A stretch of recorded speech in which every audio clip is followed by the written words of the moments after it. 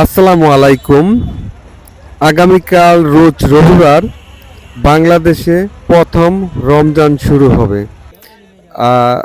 2 তারিখ 2 ফেব্রুয়ারি 2025 সাল। সেই রমজানকে উপলক্ষে তার আগের দিন হাতিরদিয়া বাজারে মুড়ি বেচা কিনার যেন লাগছে দুম। মুড়ি কিনেতে এবং বেচা বিক্রেতাদের চোখে মুখে নাই আর ঘুম। আপনারা দেখতে পাচ্ছেন কাস্টমারও রয়েছে বেদম।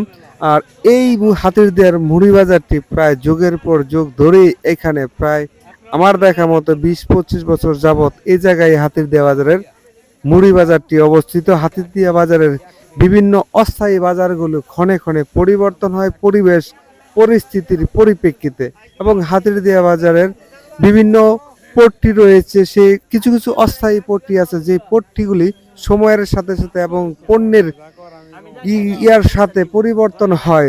যেমন হাঁস বাজার এক এক সময় এক এক জায়গায় রয়। এখানে যে জায়গায় দেখতেছেন খেজুর বিক্রি করতেছে, এখানে হয়তো একটা সময় কম অল্প আকারে খেজুর বিক্রি করত, কিন্তু এখন এই জায়গাটি খেজুর পট্টিতে পরিণত হয়ে গেছে।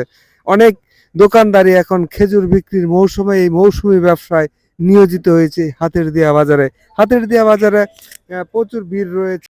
মুড়ির বাজারে ভিড় ঠেলে খেজুরের দোকানে অনেকেই আসে খেজুর কিনতে। দেখতে পাচ্ছেন বিভিন্ন ধরনের রকমের খেজুর রয়েছে। খেজুর 150 টাকা থেকে 1000 টাকা পর্যন্ত খেজুরের মূল্য প্রতি কেজি আপনারা দেখতে পাচ্ছেন। বিভিন্ন ধরনের সর্বনিম্ন হচ্ছে 150 টাকা, আর মুড়ির দরদাম হচ্ছে 50 আপনার 70 টাকা থেকে 100 টাকা পর্যন্ত।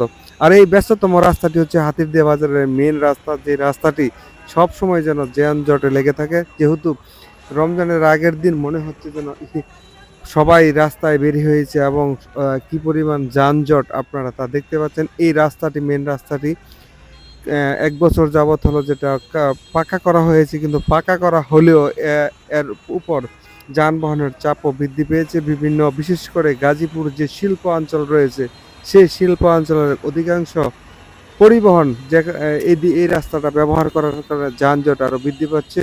এবং এই হাতিরদিয়া বাজারের এই যানজট বর্তমানে একটি নিত্য নৈতিক ঘটনা, এবং যা সময় নিয়েই যারা হাতিরদিয়ার এই রাস্তাটি ব্যবহার করেন, দেখা গেছে অনেকটা সময় 10 মিনিটের রাস্তা আধা ঘন্টার সময় ব্যয় হয়ে যায়। আর যারা পরিচিত এবং চিনেন তারা মোটরসাইকেল নিয়ে ব্যবহার করেন, তারা বাজারের ভিতরের কিছু ছোট ছোট অলিগলির রাস্তা আছে সেগুলো ব্যবহার করে যানজট থেকে মুক্ত হতে পারেন। কিন্তু যারা অপরিচিত মেন রাস্তা ব্যবহার করবে এবং অটো সিএনজি সেগুলি আর অলিগলির রাস্তাটি ব্যবহার করতে পারে না। ফলশ্রুতিতে এই রাস্তাটি সম্প্রসারণ করা হয়েছে ঠিকই, কিন্তু সেই রাস্তার দুপাশে যে ফুটপাত রয়েছে সেই ফুটপাতের উপরে দেখেন কি পরিমাণ রয়েছে উৎপাত। শামীম ওসমান ব্যাপারী, হাতিরদিয়া বাজার থেকে।